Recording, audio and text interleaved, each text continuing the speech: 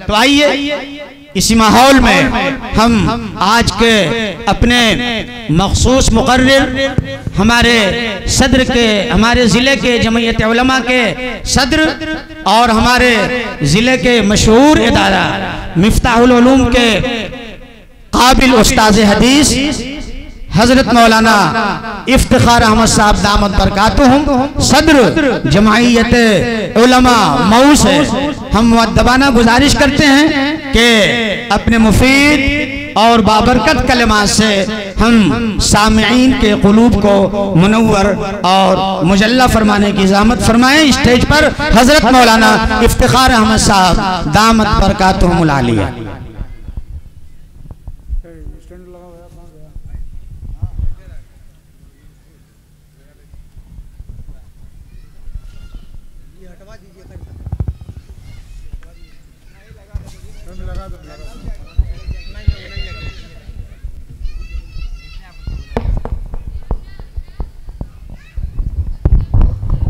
हज़रात बहुत मुख्तसर बयान होगा, आप हज़रात तशरीफ रखें, पूरा प्रोग्राम सुन करके जाएं और पूरी बरकत लेकर के जाएं। इसके बाद फारूक दिलकश साहब से नाते पाक सुनी जाएगी इंशाअल्लाह ताला। अल्हम्दुलिल्लाह अल्हम्दुलिल्लाह व कफ़ा व सलामुन अला इबादिहिल्लज़ीना इस्तफ़ा अम्मा बाद अऊज़ु बिल्लाहि मिनश शैतानिर रजीम बिस्मिल्लाहिर रहमानिर रहीम। या अय्युहन नबिय्यु इन्ना अरसलनाका शाहिदन व मुबश्शिरन व नज़ीरा व दाइयन इलल्लाहि बिइज़्निहि व सिराजम मुनीरा। क़ालन नबिय्यु सल्लल्लाहु अलैहि वसल्लम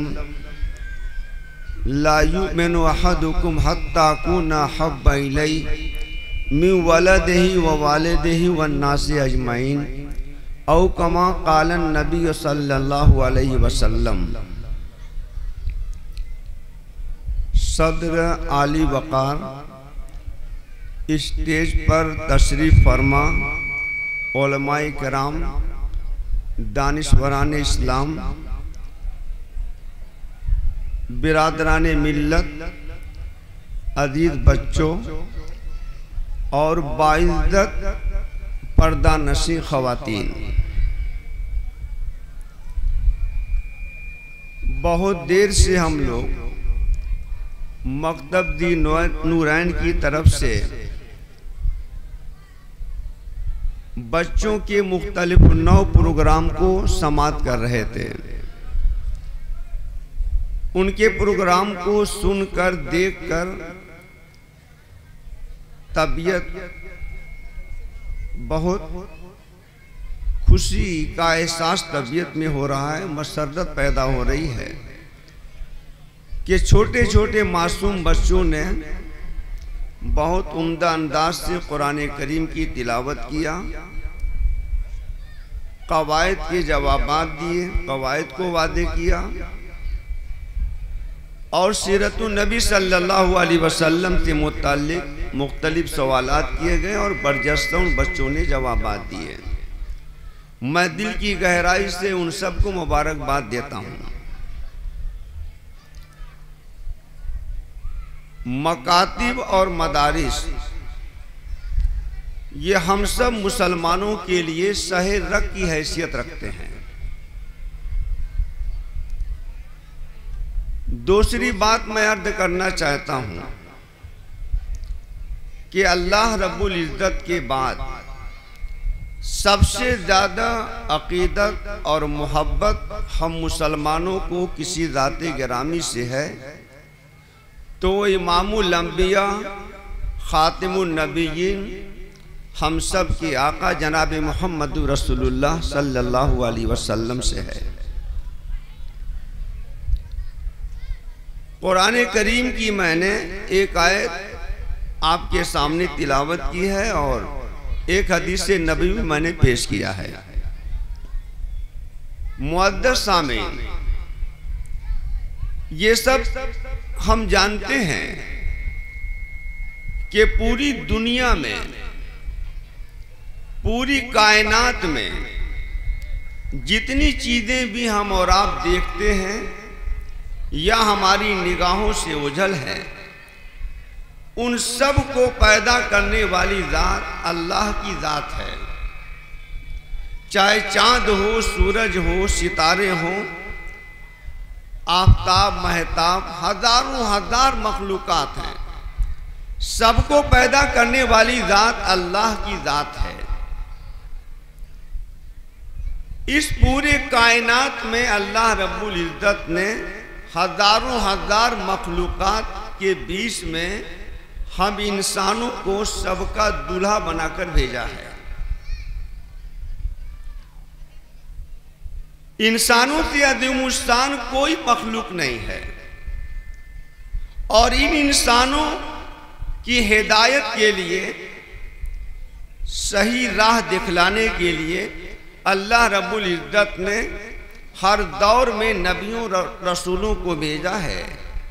लेकिन उन सब के बाद इमामुल अंबिया खातमुन नबीन जनाब मोहम्मद रसूलुल्लाह सल्लल्लाहु अलैहि वसल्लम को जो दुनिया में भेजा, तो सितारों की हैसियत से नहीं भेजा, बल्कि आपको दुनिया में भेजा है सिराजम मुनीरा बनाकर। दुनिया में जितने अंबिया और रसूल तशरीफ लाए,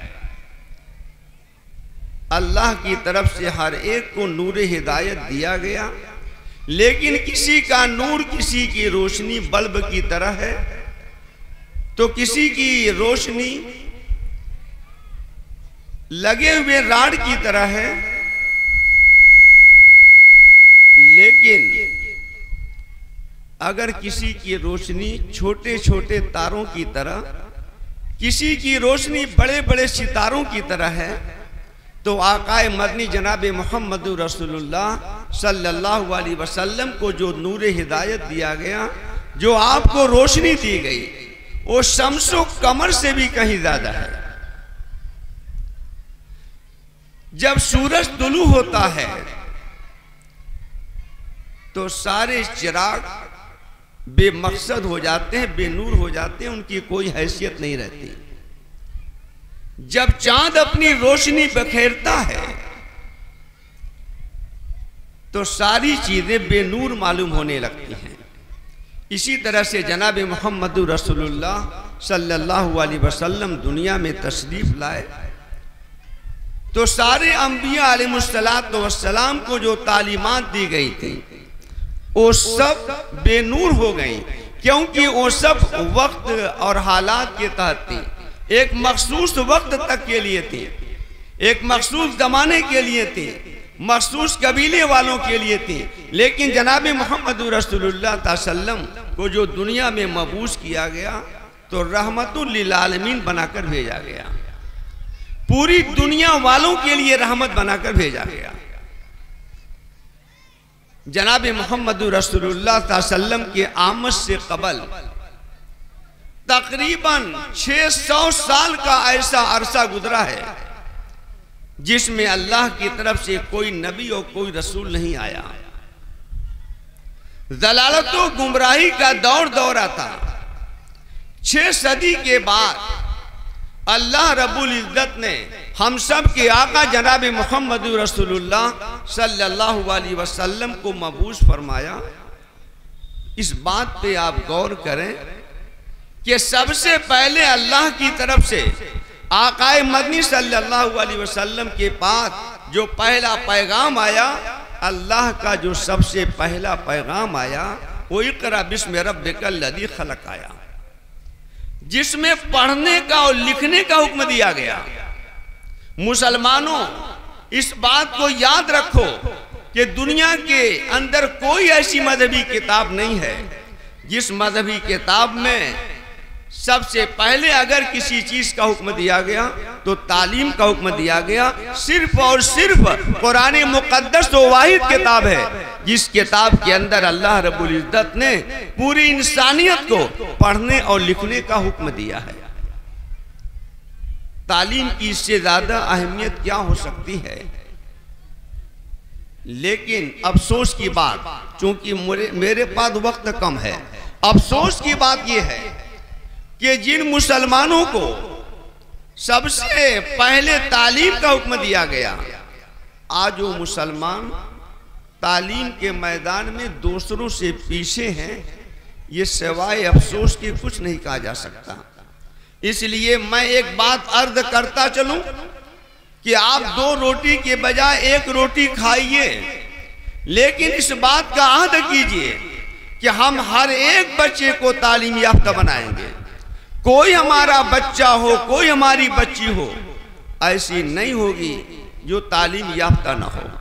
और तालीम में सबसे पहली और बुनियादी चीज हमें अपने बच्चे और बच्चियों को अकायद की तालीम देना है। इस बात की तालीम देना है कि अल्लाह एक है, वो हर चीज पर कादिर है, वही हमारा खालिक है, वही हमारा मालिक है, उसी के कब्ज़े कुदरत में तमाम चीजें हैं। एक पत्ता भी उस हमारे खालिक और मालिक के हुक्म के बगैर हरकत नहीं कर सकता। वो अल्लाह ऐसा है, लैसा कमिस्लिही शै, उसके मिस्ल कोई चीज नहीं। जैसे वो जात रब्बुल आलमीन है, ऐसे ही उसने हमको और आपको जो नबी मरहमत फरमाया है, जिस नबी का उम्मत हमें बनने का शर्फ बख्शा है, वो नबी भी क्या है? रहमतुल लिल आलमीन है। इस नबी से आला क्या कोई नबी दुनिया में आया? जब तक दुनिया रहेगी क्या कोई दूसरा नबी आ सकता है? आप खातिमुन नबीयीन हैं। मा काना मुहम्मदुन अबा अहदिम मिन रिजालिकुम वलाकिन रसूल अल्लाह व खातिमुन नबीयीन। जनाब मोहम्मद रसूलुल्लाह सल्लल्लाहु अलैहि वसल्लम ये खातिमुन नबीयीन हैं। आप पर नबूवत का सिलसिला बंद हो गया, अब कोई नबी आने वाला नहीं है। अगर कोई अपनी नबूवत का दावा करता है तो झूठा है, कज़्ज़ाब है। उसकी नबूवत का दावा 100% झूठा है।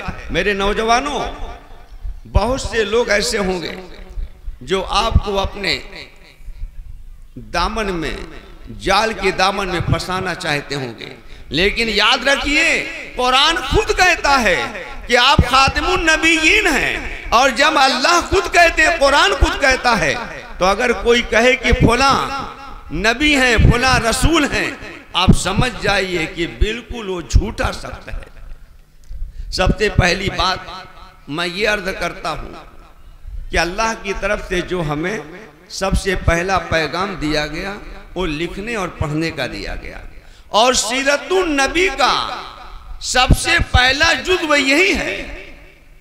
सीरतुन नबी का सबसे पहला जुज़्व यही है, क्योंकि आप सल्लम ही को पढ़ने और लिखने का मुखातब बनाया गया, आपको हुक्म दिया गया।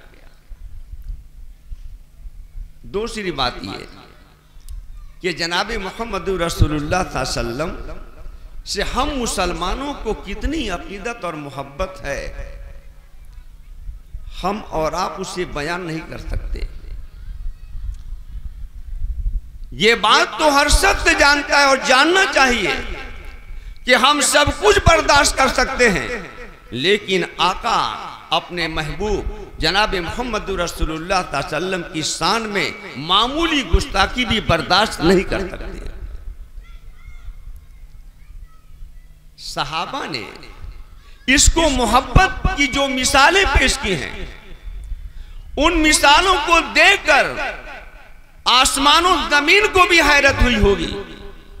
जब से दुनिया कायम है, पूरी दुनिया के हालात को आसमानों जमीन ने देखा होगा, लेकिन हम सब के आका इमामुल अंबिया जनाब मोहम्मद रसूलुल्लाह सल्लल्लाहु अलैहि वसल्लम के साथ उनके सहाबा ने, आशिकाने रसूल ने इसको मोहब्बत की जो मिसालें पेश की हैं, मैंने कहा ऐसी कोई मिसाल दुनिया में कोई उम्मत नहीं पेश कर सकी। हजरत अबू बकर सिद्दीक रज़ी अल्लाह ताला अन्हु यूं ही अबू बकर सिद्दीक नहीं बन गए। हजरत अबू बकर सिद्दीक रज़ी अल्लाह ताला अन्हु के बारे में अल्लाह के नबी ने यूं ही नहीं कहा था कि अगर मेरा कोई खलील होता लतखज़्तु अबा बकरिन खलीला, तो मैं हजरत अबू बकर सिद्दीक को अपना खलील बनाता। यूं ही नहीं कहा। अबू बकर सिद्दीक की सीरत को पढ़िए, अबू बकर सिद्दीक के हालात को पढ़िए, इसको मोहब्बत को देखिए, आपके रोंगटे खड़े हो जाएंगे। हजरत अबू बकर सिद्दीक रज़ी अल्लाह ताला अन्हु ने एक मर्तबा फैसला कर लिया कि खाने काबा में मुझे चलना है और बरमला इस्लाम का इजहार करना है, मोहम्मद अरबी सल्लल्लाहु अलैहि वसल्लम की नबूवत और रसालत का ऐलान करना है। हजरत अबू बकर सिद्दीक रज़ी अल्लाह ताला अन्हु पहुँचते हैं और जनाब मोहम्मद रसूलुल्लाह सल्लल्लाहु अलैहि वसल्लम की नबूवत और रसालत का तस्करा करते हैं। आप सल्लम की नबूवत और रसालत का तस्करा करना था कि कुरैश मक्का आप पे टूट पड़ते हैं, आपको लहू लहान कर देते हैं। अबू बकर सिद्दीक रज़ी अल्लाह ताला अन्हु को किसी तरह से उठाकर घर पहुंचाया गया। वालिदा अभी दायरे इस्लाम में दाखिल नहीं हुई हैं। माँ बहरहाल माँ होती है। माँ ने देखा कि मेरा बेटा अबू बकर ये खून से लहू लहान है, गशीतानी है। कुछ वक्त गुजरता है, जब इफाका होता है तो माँ अपने बेटे से कहती है कि बेटे पानी पी लो और ये खाना रखा है, 2 लुकमा खाना खा लो। अबू बकर सिद्दीक क्या कहते हैं कि मैं एक लुकमा भी नहीं खा सकता, एक घोंट भी पानी नहीं पी सकता जब तक कि मुझे मेरे आका जनाब मोहम्मद रसूलुल्लाह सल्लल्लाहु अलैहि वसल्लम के बारे में मुझे मालूम न हो जाए कि वो खैर व आफियत से है। माँ ने कहा बेटे मेरी बात तो सुन लो। कहा कि आका की मोहब्बत सब पर गालिब है। अबू बकर सिद्दीक रज़ी अल्लाह ताला अन्हु कहते हैं कि मुझे ले चलो आकाए मदनी सल्लल्लाहु अलैहि वसल्लम के पास। मैं जब तक अपनी आंखों से आका के चेहरे का दीदार नहीं कर लूंगा तब तक मुझे सब्र नहीं और मैं एक लुकमा नहीं खा सकता। मां कहती है बेटा मैं तुम्हें कैसे ले चलूं उस नबी के पास और रसूल के पास, दुश्मन बाहर खड़े हैं। उस रास्ते से अगर मैं लेकर चलूं तो मुझे डर है कि कभी तुम्हें मार न डाले। अबू बकर सिद्दीक कहते हैं उम्मे जमील को बुलाओ। उनको बुलाया गया। रात का अंधेरा हो गया। अबू बकर सिद्दीक रज़ी अल्लाह ताला अन्हु कहते हैं अपनी माँ से चलो तुम भी मेरे साथ। उम्मे जमील को भी साथ में लेकर चलते हैं। दोनों के सहारे से इमामुल अंबिया जनाब मोहम्मद रसूलुल्लाह सल्लल्लाहु अलैहि वसल्लम की खिदमत में पहुँचते हैं और पहुँचने के बाद मुआनका किया, आपको बोसा दिया। अल्लाह के नबी ने देखा कि चेहरा लहू लहान है। कहा अबू बकर क्या? अबू बकर सिद्दीक रज़ी अल्लाह ताला अन्हु कहते हैं प्यारे आका मैंने जब आपको देख लिया कि आप बखैर वाफियत हैं तो सारी मुसीबतें सारी तकलीफें काबूल हो गई। ये हैं हजरत अबू बकर सिद्दीक रज़ी अल्लाह ताला अन्हु। सिर्फ मोहब्बत नबवी है और आप जानते हैं कि मोहब्बत नबवी ये जुज़्वे ईमान है, ये हमारे ईमान का एक जुज़ है। सहाबा ने जितनी मशक्क़तें बर्दाश्त की हैं, जैसी जैसी मुसीबतें उठाई हैं, उन्हीं मशक्क़तों और मुसीबतों की देन है कि हम सब के प्यारे आका जनाब मोहम्मद रसूलुल्लाह सल्लल्लाहु अलैहि वसल्लम ने सहाबा के बारे में कहा था असहाबी कन नुजूम बेअय्यिहि मुक्तदैतुम इहतदैतुम रज़ियल्लाहु अन्हुम व रज़ू अन्हु। यूं ही सर्टिफिकेट नहीं दी गई सहाबा को कामयाबी की कि सहाबा भी अल्लाह से राजी और अल्लाह भी सहाबा से राजी। यूं ही नई सर्टिफिकेट दी गई। बड़ी बड़ी मुसीबतें झेली हैं, बड़े बड़े मसाइब को बर्दाश्त किया है और आका से मोहब्बत का आलम क्या था। आका से मोहब्बत का आलम देखिए। बुखारी शरीफ के अंदर हदीस मौजूद है। जनाब मोहम्मद रसूलुल्लाह सल्लल्लाहु अलैहि वसल्लम वज़ू कर रहे हैं। सहाबा आपके वज़ू का बचा हुआ पानी लेने के लिए एक दूसरे से आगे बढ़ रहे हैं। हर सहाबी चाहता है कि मुझे भी जनाब मोहम्मद रसूलुल्लाह सल्लल्लाहु अलैहि वसल्लम के वजू का बचा हुआ पानी मिल जाए, अकीदत और मोहब्बत से मैं उसे अपने जिस्म पर मल लूं। सहाबा चल पड़ते हैं। हर सहाबी दूसरे सहाबी से आगे बढ़ के जाना चाहता है। जिस सहाबी को भी पानी मिल गया, अकीदत और मोहब्बत में फौरी अपने जिस्म पे मलता है। और बाद वो सहाबा जिनको आपके वजू का बचा हुआ पानी नहीं मिला, वो उन सहाबा के जिस्मों पर अपना हाथ फेरता है जिन सहाबा ने अपने जिस्मों पर वजू का बचा हुआ पानी मल लिया था। क्या दुनिया में ऐसी कोई इसको मोहब्बत की मिसाल आप पेश कर सकते हैं?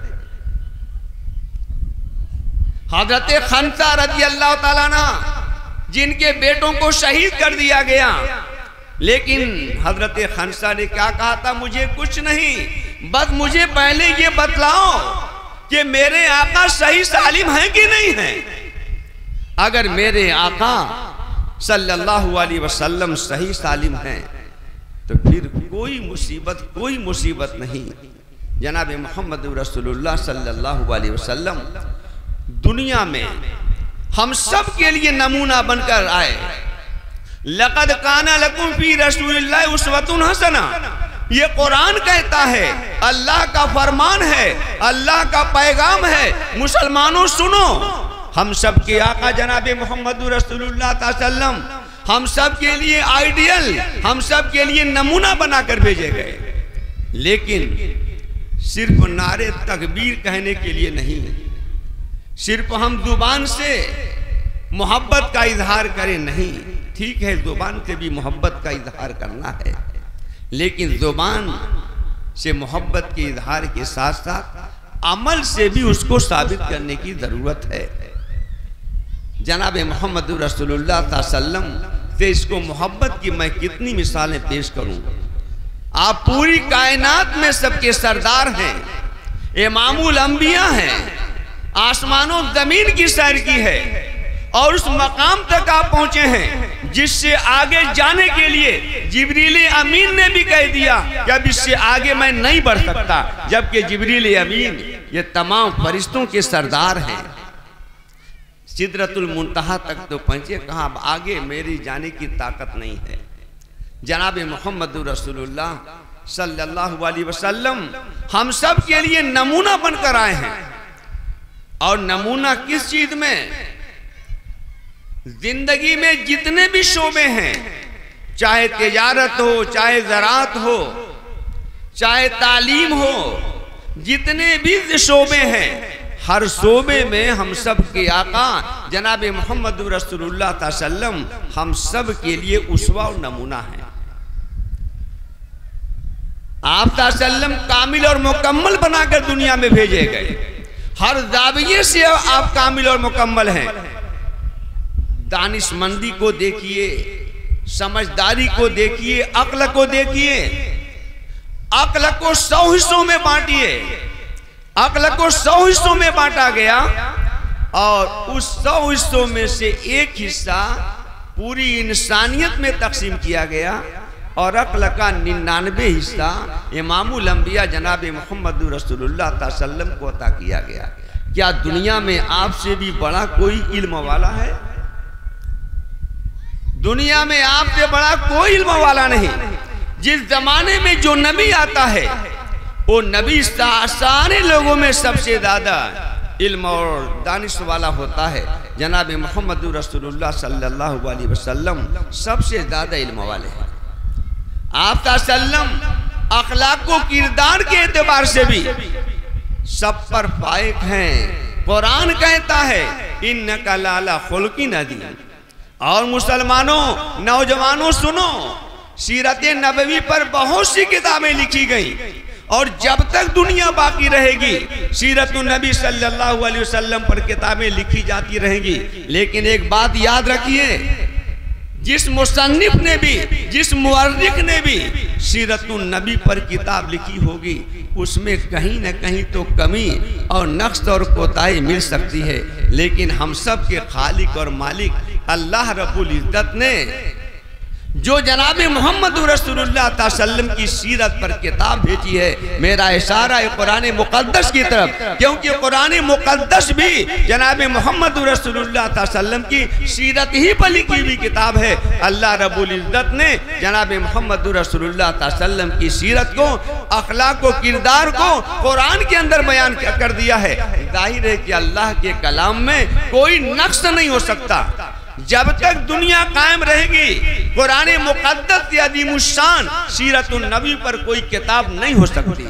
इसीलिए हम सब की अम्मा हजरत आयशा सिद्दीक़ा रज़ियल्लाहु ताला अन्हा थे, जब आप सल्लम के अखलाक व किरदार के बारे में पूछा गया था तो हजरत आयशा सिद्दीक़ा रज़ियल्लाहु ताला अन्हा ने क्या कहा था कि खुलुक़ुल कुरान, आप सल्लम के अखलाक को देखना हो, आपकी सीरत को देखना हो, आपके किरदार को देखना हो तो कुरान मुक़द्दस को देख लो।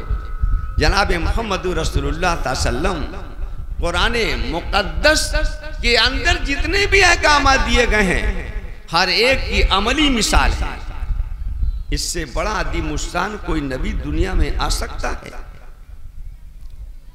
मुअद्दस सामीन, एक बात तो मैं ये अर्ज करना चाहता था कि जनाब मोहम्मद रसूलुल्लाह सल्लम सारे नबियों में सबसे अज़ीमुश्शान नबी हैं। आप सिराज मुनीरा बनकर आए हैं, चमकते हुए आफताब व महताब बनकर के आए हैं। जनाब मोहम्मद रसूलुल्लाह सल्लम के साथ हमें कितनी मोहब्बत होनी चाहिए। हज़रत उमर इब्ने खत्ताब रज़ियल्लाहु ताला अन्हु एक दिन जनाब मोहम्मद रसूलुल्लाह सल्लम के हाथ में अपना हाथ रखे हुए हैं और कहते हैं, या रसूल अल्लाह, मेरी जान के अलावा जान छोड़ दीजिए, माँ बाप औलाद दुनिया की हर चीज से सबसे ज्यादा आप मेरे नजदीक महबूब हैं। सब चीज से ज्यादा मुझको आपसे मोहब्बत है। बस मेरी जो जान है ना, अभी मुझको अपनी जान से ज्यादा मोहब्बत है, लेकिन जान के अलावा हर चीज से आप ज्यादा मेरे नजदीक महबूब हैं। जनाब मोहम्मद रसूलुल्लाह सल्लल्लाहु अलैहि वसल्लम फरमाते हैं, उमर अभी तुम कामिल मुसलमान नहीं हो जब तक कि तुम्हारी जान से भी मैं ज्यादा तुम्हारे नजदीक महबूब न हो जाऊं। हजरत उमर इब्ने खत्ताब रज़ियल्लाहु ताला अन्हु थोड़ी देर तवक्कुफ करते हैं, उसके बाद कहते हैं, या रसूल अल्लाह, अब मेरी जान से भी मेरे नजदीक आप ज्यादा महबूब हैं। अल्लाह के रसूल फरमाते हैं, ला युमिनु अहदुकुम हत्ता अकूना हब्बा इलैहि मिन वलदिही व वालिदिही वन नासि अजमईन। ये कोई भी उस वक्त तक कामिल मुसलमान नहीं हो सकता जब तक औलाद से भी ज्यादा मोहब्बत, माँ बाप से भी ज्यादा मोहब्बत, दुनिया की सारी चीजों से भी ज्यादा मोहब्बत मुझसे ना हो जाए, हत्ता कि जान से भी ज्यादा मोहब्बत ना हो जाए। उस वक्त तक कोई कामिल मोमिन, कामिल मुसलमान नहीं हो सकता। क्या हम सब कामिल मुसलमान हैं ना? हम चाहते हैं ना कि कामिल मोमिन बन जाए, कामिल मुसलमान बन जाए? तो ज़रूरत इस बात की है कि हम जनाब मोहम्मद रसूलुल्लाह सल्लम से सबसे ज़्यादा उल्फत और मोहब्बत रखें। लेकिन उल्फत और मोहब्बत का मतलब क्या है? शुअबुल ईमान में एक हदीस है जिसका एक टुकड़ा मैं, उस टुकड़े का खुलासा मैं आपके सामने पेश करना चाहता हूँ। जनाब मोहम्मद रसूलुल्लाह सल्लल्लाहु अलैहि वसल्लम फरमाते हैं कि अगर मुझसे मोहब्बत है, मुझसे इश्क है, दुनिया की हर चीज से ज्यादा मुझसे मोहब्बत रखते हो तो तीन चीजों पर अमल करना। पहली चीज क्या है? जो बात कहना सच कहना, झूठ न बोलना। असिद को युनजी वल किज़्ब युहलिक। हम और आप तिजारत करते हैं और ये समझते हैं कि तिजारत में जितना भी झूठ बोल लिया जाए वही फन है और उसी से तिजारत में फरोग होता है, तिजारत में कामयाबी होती नहीं। जनाब मोहम्मद रसूलुल्लाह सल्लल्लाहु अलैहि वसल्लम की बात याद रखिए, हर जगह, हर मौके पर, हर मरहले में सच्चाई आपको निजात देगी। तिजारत भी अगर आप चाहते हैं कामयाब हो तो आप झूठ के करीब न जाइएगा, सच ही बोलने की कोशिश कीजिएगा। अल्लाह के नबी ने दूसरी बात क्या इरशाद फरमाई? अमानतदारी। आपका कर्ज किसी के पास है, आप उसके कर्ज की अदायगी की फिक्र कीजिए। ये नहीं कि मैंने तो कर्ज ले लिया चलो दिया जाएगा। अगर आपने वक्त मुकर्रर कर रखा है, उस वक्त से पहले पहले आप कर्ज की अदायगी की फिक्र कीजिए। बनी इस्राइल के वाक़े को देखिए ना, 1000 कर्ज लिया है, समुंदर पार करके गए, 1000 कर्ज लेके आए, और जब वक्त मुकर्रर आ गया तो वो कर्ज देने के लिए बेताब हैं। सोचा कि चलूं वक्त मुकर्रर पे मैं कर्ज अदा कर दूं।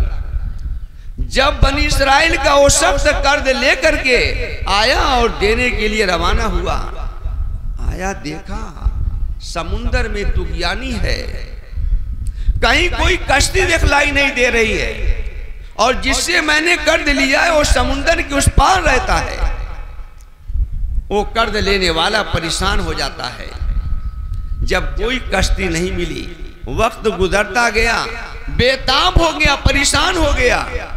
बिल आखिर उसने देखा ये लकड़ी का एक बोटा है, उस लकड़ी के बोटे को लेता है, अंदर सुराख करता है और उसके अंदर 1000 रुपया रखता है, एक पुर्दा उसमें लिख करके डालता है और उसके सुराख को बंद करता है और उस लकड़ी के बोटे को समुंदर के हवाले, यूं कहते हुए समुंदर के हवाले करता है कि समुंदर, इस कर्ज की अदायगी में तू ही हायल है, तू ही रुकावट बना हुआ है। ये कर्ज साहिब कर्ज तक पहुंच जाना चाहिए। ए अल्लाह, तू देख रहा है कि मैंने जिससे कर्ज लिया था, वक्त मुकर्रर पर मैंने चाहा कि उस कर्ज को उस तक पहुंचा दूं, लेकिन ये समुंदर हायल है। ये अल्लाह तू हर चीज पर कादिर है, ये अल्लाह तू हर चीज पर कादिर है। इस कर्ज को साहिब कर्ज तक पहुंचा दे। उधर कर्ज देने वाला भी जब वक्त पूरा हो गया, वो भी चलता है कि चलूं उस कर्ज लेने वाले से अपना कर्ज मांगता हूं। जब वो भी आया, समुंदर के किनारे पहुंचा, देखा कि कोई कश्ती नहीं है, वो भी परेशान हो जाता है। लेकिन मायूस होकर के जब वापस जाने लगता है तो देखता है कि लकड़ी का एक बोटा बहते हुए आता है। जब उसने देखा कि एक लकड़ी बहते हुए आती है, सोचा चलो इस लकड़ी के बोटे ही को ले लूं, चल के घर चीर करके आग के काम तो आएगा, इसको जला लूंगा और इस पे खाना तो बनाया जाएगा।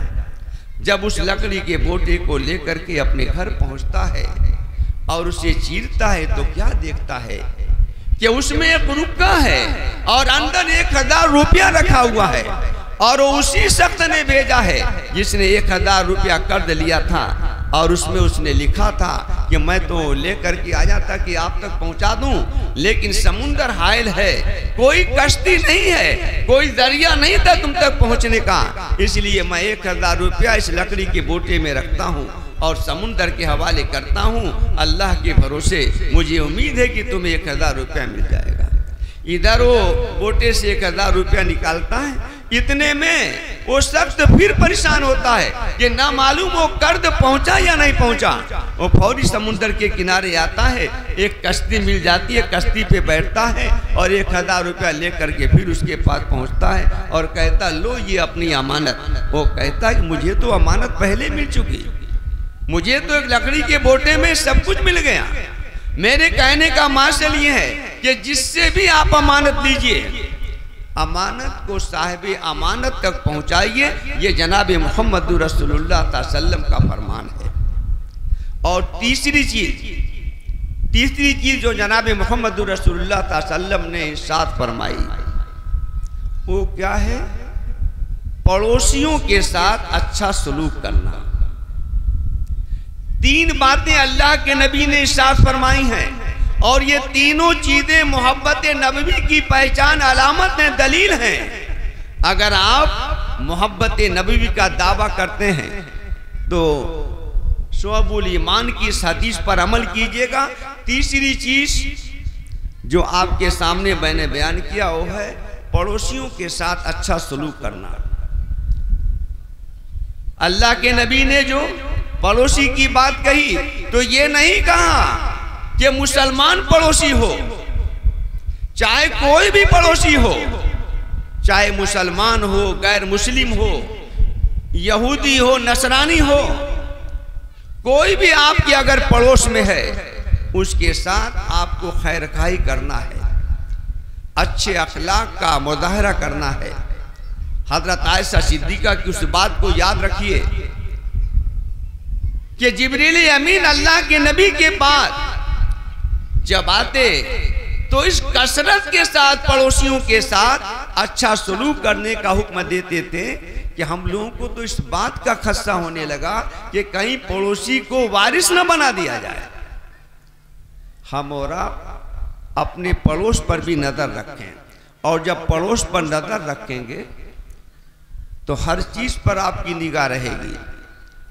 जैसे शादी की बात आई ना, आप अपने पड़ोस पे नजर रखिए कि मैं अपने बच्चे और बच्ची की शादी तो कर लेता हूँ, क्या मैंने पड़ोस के बच्चे और बच्ची की शादी पर भी कभी नजर दौड़ाई? कहीं ऐसा तो नहीं कि मेरे पड़ोस में कोई ऐसा बच्चा हो जिसको जोड़ा न मिल रहा हो, कोई ऐसी औरत हो जिसका रिश्ता न मिल रहा हो। कभी हमने इसकी फिक्र की? कभी हमने दूसरे के रिश्ते को कायम करने के लिए जिद्दोजहद की? जनाब मोहम्मद रसूलुल्लाह सल्लल्लाहु अलैहि वसल्लम के पास हजरत साद असवद रज़ी अल्लाह ताला अन्हु आते हैं, निहायत काले कलौटे हैं। अल्लाह के नबी के पास आते हैं, कहते हैं या रसूल अल्लाह, मैं इतना काला कलौठा हूं कि मदीना में कोई कबीला ऐसा नहीं जिसके पास मैंने शादी का पैगाम भेजा हो। हर कबीले के पास, हर इलाके में, हर गांव में, हर खानदान में मैंने शादी का पैगाम भेजा, लेकिन कहीं मेरे पैगाम को कबूल नहीं किया गया। कोई शख्स, कोई बाप अपनी बेटी को मुझे देने के लिए आमादा ही नहीं, क्योंकि मैं काला कलौठा हूं। क्या कामयाबी के लिए जरूरी है कि आदमी खूबसूरत हो? क्या काला कलौटा आदमी जन्नत में नहीं जाएगा? क्या काला कलौटा आदमी कामयाबी की मंजिल तक नहीं पहुंचेगा? हम सब के आका ने कहा कि नहीं नहीं, अगर तुम मुसलमान हो और अपने ईमान का इजहार करते हो तो यकीन रखो कि तुम कामयाब हो जाओगे और जन्नत में भी पहुंचोगे। वो शख्स फौरी कहता है, फर्द मशर्रत में कहता है, ला इलाहा इल्लल्लाह मुहम्मदुर रसूलुल्लाह सल्लल्लाहु अलैहि वसल्लम, अपने मुसलमान होने का इजहार करता है। अल्लाह के नबी खामोश नहीं हो गए, सिर्फ जुबानी हमदर्दी कहकर नहीं खामोश हो गए, बल्कि आपने कहा कि अच्छा ठीक है। अम्र इब्ने वहब एक सहाबी थे, वो बहुत खूबसूरत घराना था, और अम्र इब्ने वहब की बेटियों में सबसे खूबसूरत जो बेटी थी, अल्लाह के नबी ने उस काले कलौटे साहबी से कहा कि मैं तुम्हारी शादी फलां की खूबसूरत बच्ची से करा रहा हूं, और कहा कि चले जाओ फलां के घर और जा करके बतला देना कि मोहम्मद अरबी सल्लल्लाहु अलैहि वसल्लम ने मुझे भेजा है, और उनसे कह देना कि आपकी बेटी से अल्लाह के नबी ने मेरा रिश्ता कायम किया है, मेरा निकाह कराया है। जब साद असवद रज़ी अल्लाह ताला अन्हु पहुंचते हैं घर, और उस बच्ची के माँ बाप से कहते हैं, माँ बाप ने जब उस सहाबी की शक्ल सूरत को देखा तो हैरान है कि आखिर अल्लाह के नबी ने मेरी इस खूबसूरत बेटी का रिश्ता इससे कैसे कायम कर दिया। मेरी बेटी कितनी खूबसूरत और ये कितने बदसूरत। माँ बाप ने तो इनकार कर दिया। अंदर से बेटी सारा मंजर देख रही थी। वो अपनी माँ से कहती है, माँ प्यारे आका ने इंतखाब किया है, प्यारे आका ने इंतखाब किया है। अल्लाह के नबी की जो चाहत है उस चाहत पर हमें अपनी रदामंदी और अदम रदामंदी कुछ नहीं, बस अल्लाह के नबी ने जो कर दिया, मैं उससे राजी हूं, मैं उनके निकाह में रहने के लिए तैयार हूं। जब बाप पहुंचते हैं अल्लाह के नबी की खिदमत में, अल्लाह के नबी ने कहा क्यों, मैंने जो पैगाम भेजा था, मैंने जो कहा था कि जाओ, मैंने तुम्हारा निकाह फलां की बेटी से कर दिया, क्या तुमने इनकार किया? कहा अल्लाह के नबी गलती हो गई, माजरत पेश किया। अब वो सहाबी अपनी बीवी को लेकर आते हैं, बीवी के लिए कुछ सामान की खरीदो फरोख्त करते हैं। जरा इस पहलू पे भी गौर कीजिएगा मेरे नौजवानों। अपनी बीवी के लिए बड़ी तमन्नाओं के बाद, बड़ी चाहत के बाद, अरमानों के बाद एक बीवी मिली, उसके लिए सामान की खरीदो फरोख्त करते हैं। इतने में एक ऐलान कान में आता है, उस सहाबी रसूल के कान में यह आवाज पहुंचती है कि जनाब मोहम्मद रसूलुल्लाह सल्लल्लाहु अलैहि वसल्लम ने मैदान जंग में जाने का ऐलान कर दिया है। ये सुनना ही था कि सब कुछ छोड़ करके फौरी चल पड़े और जामे शहादत नोश करके आए।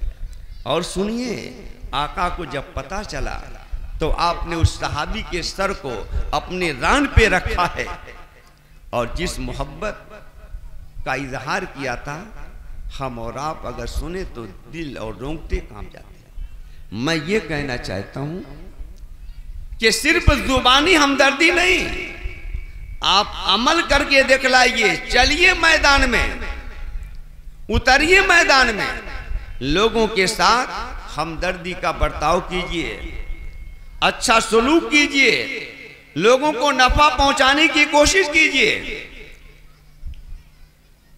जनाब मोहम्मद रसूलुल्लाह सल्लल्लाहु अलैहि वसल्लम की सीरत के उस पहलू को भी आप अपनी निगाहों के सामने रखिए, जिसमें हम सब के आका ने कहा था, खैरुन नास मन यनफउन्नास, लोगों में सबसे बेहतर है जो लोगों को सबसे ज्यादा नफा पहुंचाने वाला हो। कभी हमने इस पहलू पर भी गौर किया है? मैंने बात शुरू किया था तालीम से। सीरत का सबसे पहला जुज़्व है तालीम। जनाब मोहम्मद रसूलुल्लाह सल्लल्लाहु अलैहि वसल्लम 23 साल तक रहे और 23 साल मुद्दत में आप पर पूरे कुरान मुक़द्दस का नुज़ूल हुआ।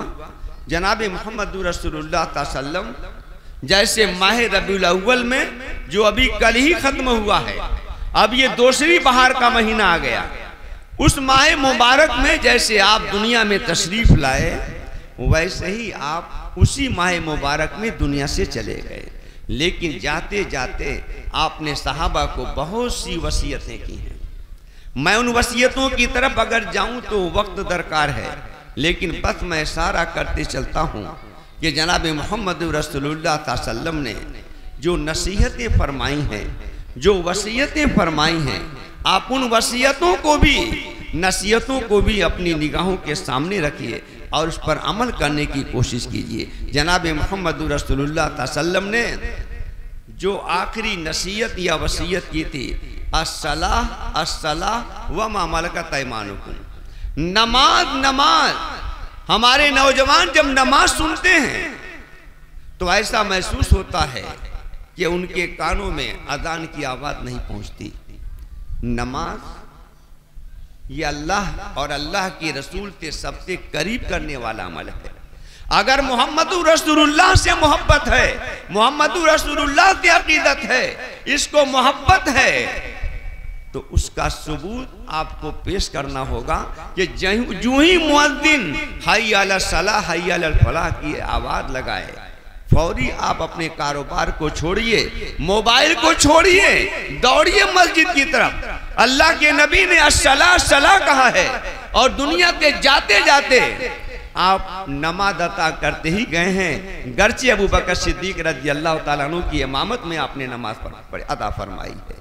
और दूसरी बात क्या है, अपने मातहतों के साथ हमदर्दी का मामला करना, मा मलकत ऐमानुकुम में सब दाखिल है।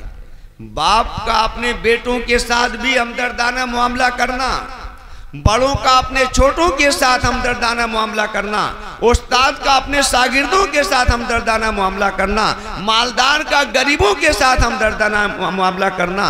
अगर आपने किसी खादिम को रखा है, आपने किसी मजदूर को रखा है, उसको मजदूरी देना है तो उसके साथ भी आपको हमदर्दी का मामला करना है। तो रसूलुल्लाह सल्लल्लाहु अलैहि वसल्लम ने जो वसीयत फरमाई है उस वसीयत पर आपको अमल करना है। और जाते जाते मैं आपसे फिर दोबारा कहते हुए जाता हूँ कि तालीम के मैदान में आप अपने को आगे बढ़ाइए। हम और आप ये कह करके तसल्ली हासिल कर लेते हैं कि 6 सदी 7 सदी पहले तो सारी चीजों की ईजाद मुसलमानों ही ने किया है। ये बात तो सही है, एक दो चीजें नहीं हैं। बड़े बड़े साइंसदान मुसलमान गुजरे हैं, बड़े बड़े इंजीनियर गुजरे हैं, बड़े बड़े हरफन के माहिरीन गुजरे हैं, लेकिन सदियों पहले की बातों को आप कहकर तसल्ली क्यों लेते हैं? इस जमाने में आप बतलाइए कितने को आपने साइंसदान बनाया, कितने को आपने डॉक्टर बनाया, कितने को आपने IAS बनाया, कितने को आपने माहिरीन में शुमार किया है? क्या ये जमीयतुल उलमा के लोग दुनियावी तालीम से आपको रोकते हैं?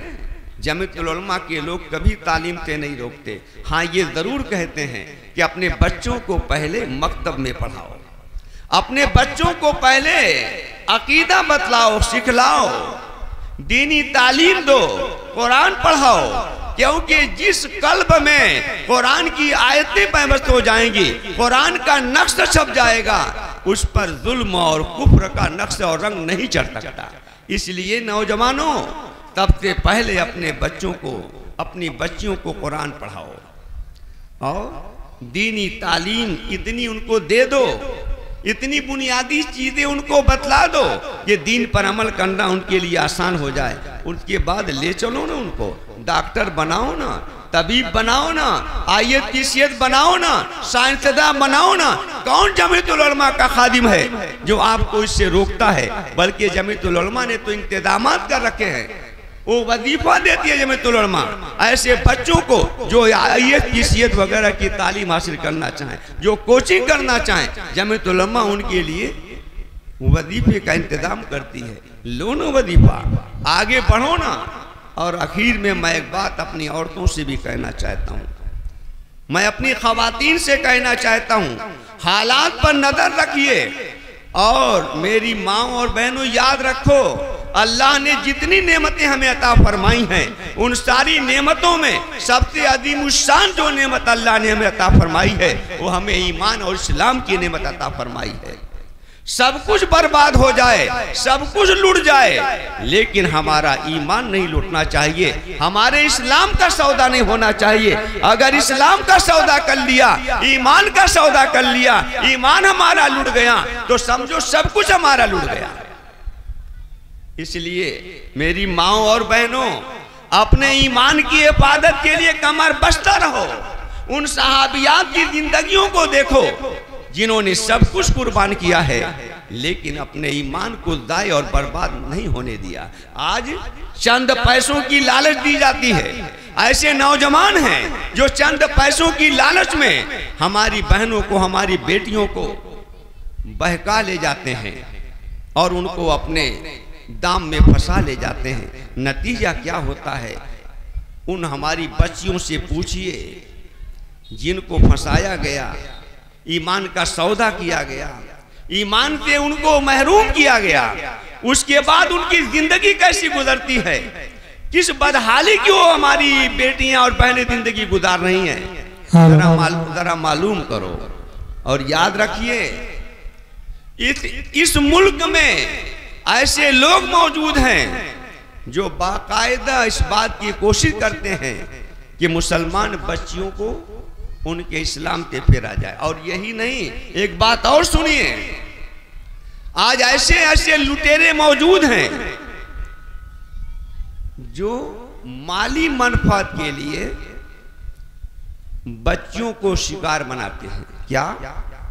दिल बेचना है, गुर्दा बेचना है, आदाव जवारे की पैबंदकारी करना है, और लाख 2 लाख में करोड़ों करोड़ रुपए उनको मिलते हैं। जिनको करोड़ों का सौदा करना है, उन्होंने आपको लाख 2 लाख रुपए की लालच दे दिया और आपको लेकर के बहका के चले गए, और उसके बाद मौत के घाट उतारते हैं और उनको ले जाकर के उनकी आदा को फरोख्त कर देते हैं। मेरी माँ और बहनों, मैं अपने बच्चियों को खास कर मुखातब करके कहना चाहता हूँ, अपना कदम कभी ना निकालना घर से, ईमान की चौखट को पार मत करना। अगर तुमने अपने ईमान का सौदा कर लिया, अगर तुमने अपनी इज्जत व आबरू को बेचा, तो सिर्फ तुमने अपनी इज्जत व आबरू को नहीं बेचा है, अपने माँ बाप की इज्जत व आबरू को नहीं बेचा है, पूरे कौम की इज्जत व आबरू को आपने बेचा है, इस्लाम को तुमने बेचा है, ईमान का तुमने सौदा किया है। इसलिए मेरी माँ और बहनों, अपने ईमान को हर हाल में महफूज रखना, चाहे उसके लिए जितनी भी कुर्बानियां तुम्हें बर्दाश्त करनी पड़ जाए, सारी कुर्बानियों को बर्दाश्त करना, लेकिन कभी भी ईमान का सौदा न करना। हम और आप भी इस बात का अज़्म रखें कि जब तक दुनिया में जिंदा रहेंगे, ईमान और इस्लाम पर जिंदा रहेंगे, दुनिया की ताकतें हमें अगर ईमान और इस्लाम से हटाना चाहेंगी, तो हरगिज़ हम ईमान और इस्लाम का सौदा नहीं कर सकते, और हम अपनी जान के मालिक भी नहीं हैं। अल्लाह ताला ने तो जन्नत के बदले में सौदा कर रखा है, अल्लाह ताला ने जन्नत के बदले में तो हमको खरीद रखा है। ये हमारा जिस्म हमारा नहीं है, जिस्म का एक एक उद्वा ये अल्लाह का है, और जब अल्लाह ने खरीद रखा है और हमारे लिए जन्नत को तैयार कर रखा है, तो हम कहाँ हैं अपने को बेचने वाले? हम नहीं बेच सकते, हम अपने जिस्म का सौदा नहीं कर सकते, अपने ईमान का सौदा नहीं कर सकते। अल्लाह ताला हम सब को ईमान पर साबित कदम रखें। और जमीयतुल उलमा की तारीख पर मुझे उम्मीद है कि हमारे हज़रत मौलाना हाफिज अब्दुल हई साहब, जो जमीयतुल उलमा मशरिकी उत्तर प्रदेश के सदर हैं, हो सकता है कि जमीयतुल उलमा की तारीख पर आपके सामने कुछ अहम बातें पेश करें। लेकिन मैं ये बात कहते हुए अपनी बात को ख़त्म करता हूँ कि जमीयतुल उलमा के जो उसूल हैं, जो मकासिद हैं, वो सीरतुन नबी के आईने में तैयार किए गए हैं। जमीयतुल उलमा का कोई आइन, कोई भी दस्तूर ऐसा नहीं है जो सीरतुन नबी के आइन और दस्तूर के खिलाफ हो। सीरतुन नबी में जो कुछ कहा गया, जमीयतुल उलमा उन्हीं मकासिद की तकमील के लिए तगोदो कर रही है, जिद्दोजहद कर रही है। मौलाना मोहम्मद आसिफ साहब हों, हाजी शकील साहब हों, या इनके जितने रोफकाए कार हैं, ये सब के सब आपके खुद्दाम हैं। कोई भी जरूरत पड़े, आप लोग इनसे राब्ता कीजिए। इन लोगों का काम है कि जरूरत अगर खुद ना पूरी कर सकें तो हम लोगों तक खबर पहुंचाएं। हम लोग नहीं पूरी कर पाएंगे, हम लोग अपने ऊपर खबर पहुंचाएंगे। हर मरहले की, हर मामले की जमीयतुल उलमा खबर लेना चाहती है। और याद रखिए, हिंदुस्तान में जमीयतुल उलमा ही वो तंजीम है जो उसूली तंजीम है, और जमीयतुल उलमा तशद्दुद की राह पर नहीं चलती। याद रखिएगा, जैसे जनाबे मोहम्मद रसूलुल्लाह सल्लल्लाहु अलैहि वसल्लम ने अदम तशद्दुद की राह इख्तियार की है, वैसी जमीयतुल उलमा भी अदम तशद्दुद की राह इख्तियार करती है। हमने देखा होगा, तारीख पढ़ा होगा, बहुत सी तंजीमें ऐसी पैदा हुई, लेकिन वो तंजीमें चूंकि तशद्दुद की राह पर चली, उन तंजीमों का कहीं वजूद नहीं है। जमीयतुल उलमा अदम तशद्दुद की राह इख्तियार किए हुए है और हर मरहले पर आपकी नुसरत और मदद के लिए तैयार है। कोई ऐसा मरहला नहीं कि जमीयतुल उलमा आपकी नुसरत और मदद ना करे। सैकड़ों मदारिस जो बंद कर दिए गए, जमीयतुल उलमा की मेहनत से, कानूनी लड़ाई से उन मदारिस को खोला गया। और कहीं सैलाब आता है, जमीयतुल उलमा वहाँ के लोगों की भी नुसरत और मदद के लिए अपने कदम पर मजबूती के साथ खड़ी रहती है। बात बहुत हो गई, मैं आखिर में कहता हूँ कि ये मकतब जो चल रहा है, ये मैंने पहले ही कहा था कि हम सब के वजूद के लिए शाहिरक की हैसियत है। अगर हम अपने वजूद को बाकी रखना चाहते हैं तो मकतब को फरोग दीजिए और अपनी हलाल कमाई से कुछ पैसा निकालिए और मकतब के जिम्मेदारों तक पहुंचाइए और कहिए कि इसको मकतब पे खर्च कीजिए, कुरान की तालीम पर खर्च कीजिए। अगर आपने 150 रुपया दे दिया और किसी बच्चे ने कुरान को पढ़ लिया, तो जैसे वो बच्चा पढ़ रहा है उसको अजर सवाब मिलेगा, उसके माँ बाप को अजर सवाब मिलेगा, पढ़ाने वाले को अजर सवाब मिलेगा, वैसे आप भी अजर सवाब के मुस्तहिक होंगे। इसलिए मैं आपसे दरख्वास्त करता हूँ कि मकतब के जिम्मेदारों तक आप माली मदद पहुँचाइए। और मैं मकतब के जिम्मेदारों से भी कहता हूँ कि जो मुअल्लिमीन हैं, असातिज़ा हैं, उनकी खातिर खा तंका रखिए। उनको इस बात का एहसास ना हो कि मैं कुरान पढ़ाता हूँ, अल्लाह का कलाम पढ़ाता हूँ, दुनिया की सबसे मुकद्दस किताब पढ़ाता हूँ और मैं 1500 रुपये तनख्वाह पाता हूँ। ज़रा उनकी भी ज़रूरतों को मद्देनज़र रखिए। अल्लाह ताला हम सबको सही राह पर चलने की तौफीक अता फरमाए। जज़ाकुमुल्लाहु अहसनल जज़ा। हज़रत मौलाना दामत बरकातुहुमुल आलिया का पुरमग़्ज़ बयान आप समाअत फरमा रहे थे। हज़रत मौलाना हमको, आपको, सबको, उम्मत के एक फ़र्द को ईमान व यकीन के साथ अमल पर उभार रहे थे। यकीन मुहकम, अमल पैहम, मोहब्बत फ़ातिह आलम। यकीन मुहकम, अमल पैहम, मोहब्बत फ़ातिह आलम। जिहाद जिंदगानी में ये हैं मर्दों की शमशीरें। ये चीज़ें हम और आप लेकर के खड़े होंगे। कल भी हमारे असलाफ ने इन्हीं असलहों के ज़रिए कामयाबी की कदम चूमे थे। आज और मुस्तक़बिल में हमारी नस्लें भी इंशाअल्लाह चूमेंगी। तालीम के मुताल्लिक़ हज़रत मौलाना ने हमको और आपको उभारा। बेदार होइए, हकीकत खुद को मनवा लेती है, मानी नहीं जाती। इज्जत माब हमारे वजीर आजम जनाब नरेंद्र मोदी साहब भी मजबूर हुए और एक मौके पर तकरीर में उन्होंने कहा कि कुरान में लफ्ज़ अल्लाह के बाद अगर सबसे ज्यादा किसी चीज पे जोर है तो वो इल्म पर जोर है। जी, ये आपकी हकीकत है, आपके मजहब की हकीकत है। अल्लाह ताला हमें इन बातों को अपने गिरह से बांधने की तौफीक दे।